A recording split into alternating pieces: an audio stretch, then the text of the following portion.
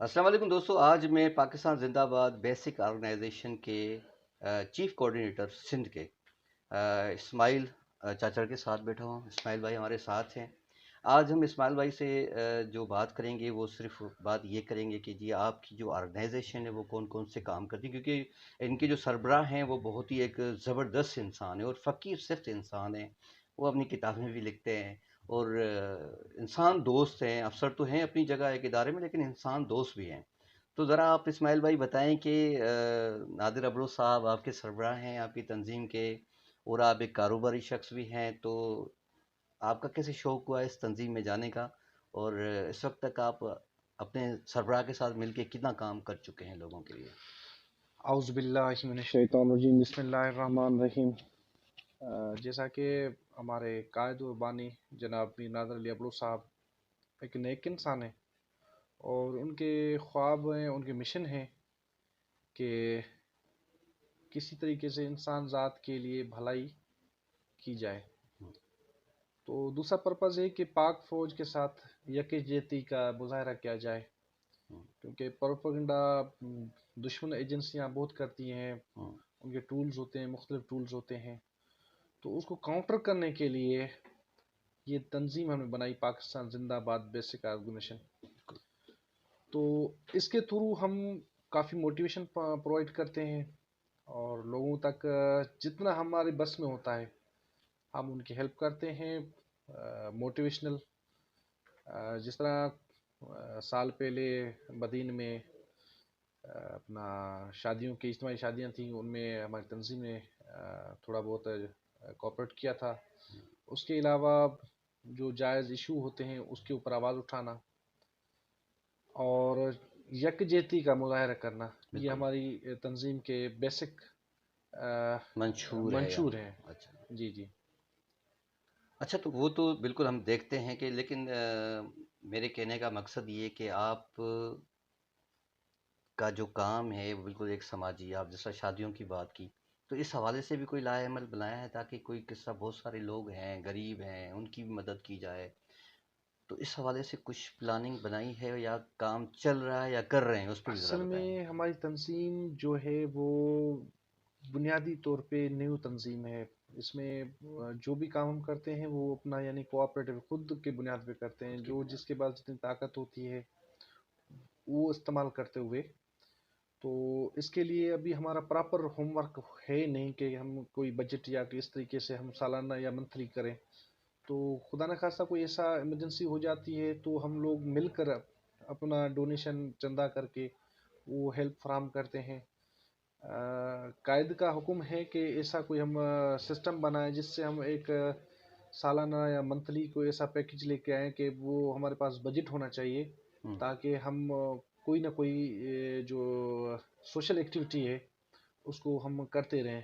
لیکن فی الحال ہمارا یہی ہے کہ ہم آپس میں اپنی تنظیم میں اچھے دوست لے کر آئیں اور اچھے دوستوں کو مل کے ایک ڈونیشن سسٹم قائم کر کے ہم فلاح کا کام کر سکیں۔ فلاح کا کام کر سکیں، جی جی بالکل زبردست اور بہترین، اچھی سوچ ہے آپ کے سربراہ نادر صاحب کی بھی اور آپ جی کی جی بھی۔ اچھا، دوسری جانب میں آپ سے یہ سوال کروں گا کہ جو اس وقت واقعات جو ملک میں درپیش ہیں، خاص طور جو ہماری مذہب سے جو ہے چھیڑا چھاڑی کی جاتی ہے، ہمارے کلام پاک کو جو سویڈن میں جلا گیا، اس حوالے سے آپ کیا کہنا چاہیں گے؟ دیکھیں، اسلام ایک سچا مذہب ہے، اور وہ دین ہے جو یعنی کہ فطرت پہ قائم ہے، اور یہ دین حنیف ہے۔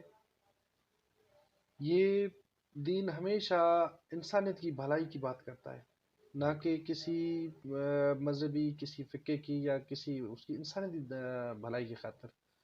لیکن آئی ایم سوری، میں معافی چاہوں گا اپنے مسلمانوں سے کہ ہم لوگ اپنے مقصد سے ہٹ گئے ہیں۔ ہم انسانیت خدمت تو دور، اپنے جو مسلمان بھائی ہیں ان کے ساتھ بھی اتحاد ہمارا نہیں ہے۔ ہم تو ان کو چھوڑیں، مسلمانوں کو چھوڑیں، لیکن ہم اپنی برادری کے ساتھ بھی سچے نہیں ہیں۔ اور ہماری کوشش یہ ہونی چاہیے کہ ہم تو یہ دین جو ہے اسلام، یہ دنیا کے لیے ہے، یعنی کہ پورے عالم کے لیے، نہ کہ مسلمانوں کے لیے، نہ کہ کسی قوم برادری کے لیے، نہ کسی خطے کے لیے۔ جو کلام پاک ہے وہ میسج ہے ایک پوری ہم انسانیت کے لیے۔ ہم اپنے آپ کو محدود کر گئے ہیں اپنی ذات تک، اور جتنے ہمارے خطبے خطابات یا تقریریں ہوتی ہیں اس میں سبجیکٹ انسان ختم ہو گیا ہے، کیونکہ انسان اپنا قرآن کا جو سبجیکٹ ہے وہ انسان ہے، بالکل جو جس کے لیے قرآن آئی ہے وہ انسان ہے. بالکل اور اول تو ہم قرآن پڑھنا چھوڑ گئے ہیں، جو تھوڑے بہت ہم پڑھ رہے ہیں وہ بھی ہمیں پتہ نہیں ہم کیا پڑھ رہے ہیں، ہمیں پتہ ہی نہیں ہے کہ بھئی اس کی میننگ کیا ہے، یہ کہ میسج کیا ہے. جیسے کہ میں اسحاق بھائی کو کوئی خط لکھتا ہوں اور میں خط لکھ دوں، اسحاق نے پڑھا لیکن اس کو سمجھ نہیں آیا خط میں ہے کیا، تو ظاہر ہے ہم ڈی ٹریک ہوں گے. اور قرآن کے مقصد اور قرآن کی تعلیمات کو جب تک ہم سمجھیں گے نہیں تو ڈی ٹریک ہوں گے. باقی رہی جو یہ واقعات ہوا ہے وہ دیکھیں خنس سے ایک قسم کی نا، اسلام تیزی سے پھیلتا ہوا دین ہے، پھیلتا ہوا دین ہے، یہ بالکل ان کی ایک ہڑبڑاہٹ ہے کہ دیکھیں یار اسلام تو عرب کا ایک مذہب تھا، تو عرب سے ہوتے ہوئے ایشیا پورے پہ مغرب تک جا پہنچا پھیل گیا ہے، ہے. بالکل پوری اس کے دنیا بعد میں. افریقہ ہو گیا آپ کا، یورپ میں سب سے تیزی سے پھیلنے والا دین جو ہے اسلام ہے، بالکل. اسلام ہے. تو اب ان کو سمجھ نہیں آ رہی کہ یار اب ہم کریں کیا، تو تو اس طرح کی ہمارے جذبات کو بھڑکا کر ہمارا وہ چہرہ دکھانا چاہتے ہیں جو یعنی کہ لڑائی جھگڑے والا ہوتا ہے اور مار پیٹ والا ہوتا ہے. وہ اصل بیسیکلی ان کا مقصد یہ ہے کہ ہمیں کسی طریقے سے بھڑکائیں، اور بھڑکائیں. جب ہم بھڑکیں گے تو وہ اپنے بچوں کو دکھائیں گے کہ دیکھو یہ اسلام کا مسلمان وہ چہرہ یہ ہے. لیکن ہم ان میں سے نہیں ہیں. ہمیں اعتدال کے ساتھ اور دین کے طرف زیادہ توجہ کر کے، اور سب سے بہتر اور سب سے اچھا کہ ہم انسانیت کی طرف توجہ دیں اور انسانیت کی خدمت کریں. ہم لوٹ مار، بےایمانی، ٹھگی، کوڑ ان چیزوں سے پرہیز کریں. پرہیز کریں. دیکھیں میں نے ابھی شاید ایک ڈاکومنٹ بھی دیکھا تھا کہ جاپان وہ ملک ہے، حالانکہ مسلمان کم ہے، جہاں پہ جھوٹ کا پتہ نہیں بچوں کا کہ جھوٹ ہوتا کیا ہے. ہوتا کیا ہے، بالکل. تو ہم تو دین محمد پہ ہیں جہاں صلی پہ اللہ علیہ وسلم. ہمیں بتایا گیا ہے کہ بھائی جو ہے لعنت اللہ علی الکاذبین، جھوٹوں پہ اللہ کی لعنت ہے. بالکل. تو ہمارے ہاں جھوٹ اللہ رحم کرے بڑی فراخ دلی سے اور بڑے روب سے بولا جاتا ہے، بےایمانی ایمانداری کے ساتھ کی جاتی ہے. تو کوشش کریں ہم اپنا اپنا محاسبہ کر لیں. لیکن اسماعیل بھائی بات یہ کہ وہ جو لوگ اس طرح کے کام کرتے بھی ہیں تو میرے خیال میں اللہ کی طرف سے ان کے اوپر لعنتیں ہوتی ہیں، اور ان کے پتہ نہیں کون کون سے مسائل میں وہ گھر جاتے ہیں، کیونکہ جھوٹ تو اللہ نے بھی پسند نہیں جی کیا جی ہے. ٹھیک ہے، جی رسول صلی اللہ علیہ وسلم نے یہی میسج دیا ہے، انسانیت کا میسج آپ نے بات کی ہے. جی جی تو ہم اپنے اسلام پہ قائم ہیں اور ہم اپنے دین مذہب کے ساتھ کھیلنے والوں کا مقابلہ کریں گے انشاءاللہ، اپنے اور اسلامی قرآن کے طریقے سے کریں. مطابق. قرآن کے مطابق جو اصول سال میں ہمیں ایک جی جی میسج دیا ہے جی جی جی قرآن شریف کی صورت، ہم اس کے مطابق جو ہے بالکل ہم اس حساب سے ان کو جواب دیں گے، جی جی تاکہ دنیا میں ایک میسج جائے کہ نہیں جی مسلمان زندہ ہیں، وہ اپنا تحفظ کر بے سکتے ہیں شک دین اسلام بے کا، شک بے اور شک ایک مہذب اور اچھے طریقے سے ہم ان کو جواب دے سکتے ہیں، اور دے انشاءاللہ. رہے ہیں بالکل. اس طرح بالکل تمام ممالک جو ہیں مسلم ممالک وہاں پر اور بالکل پاکستان میں بھی بالکل بالکل. اس پہ احتجاج ہو رہے ہیں. اچھا دوسری آ جائیں گے تھوڑی سیاست کی جی طرف. جی تو جو 9 مئی کے واقعات ہیں اس پہ آپ کیا کہیں گے کہ اتنی توڑ پھوڑ، ہمارے جو دفاعی نظام تھے، دفاعی آفیسز تھی، ہمارے آرمی کے جو ہے جو ہماری تحفظ کرتی ہے اس ملک کی بارڈرز پہ 24 آور وہ الرٹ ہوتے ہیں تاکہ ہمارے جو پاکستان میں رہنے والے لوگ ہیں، عوام جو ہے وہ سکون سے رہ سکے، تو ان کے ساتھ اس طرح کی حرکت کرنا، ان کی آفیسز کو جی ایچ کیو میں جا کے گھسنا، تو اس پر آپ کیا کہیں گے کہ کیوں ہوا اور کیوں انہوں نے کیا اس طرح؟ اس پہ آپ. اسحاق بھائی 9 مئی کا واقعہ ایک بلیک ڈے کی طرح ہے. اس دن ہر سچے پاکستانی کا دل آنسو رویا.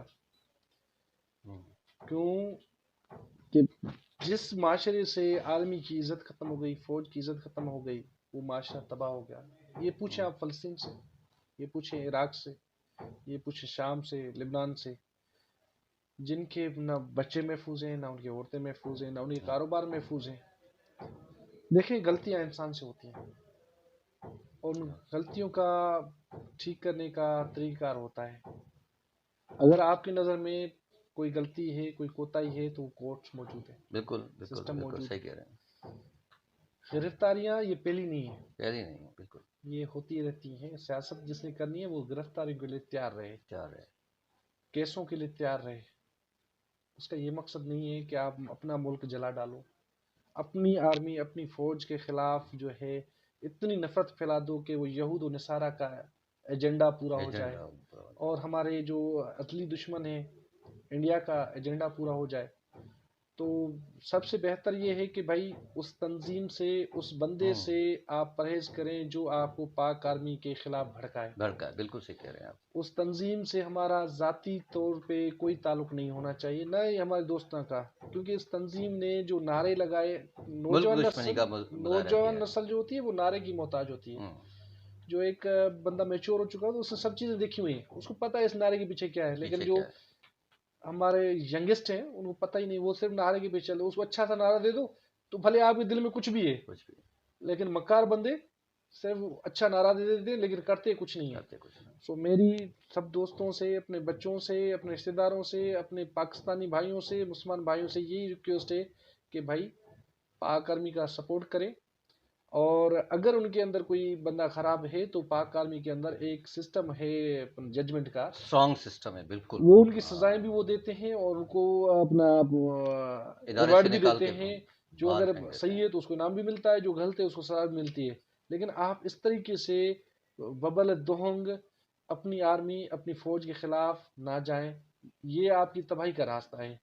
جب آرمی نہیں رہے گی تو ملک کیسے رہے گا؟ کافی بھیڑیے ہمارے ملک کے اوپر نظر رکھے ہوئے ہیں کہ کس طریقے سے یہ کان ٹاٹ جائے. بالکل صحیح کہہ رہے ہیں تو ان کو راستہ ہموار ہو جائے. راستہ ہموار ہو جائے.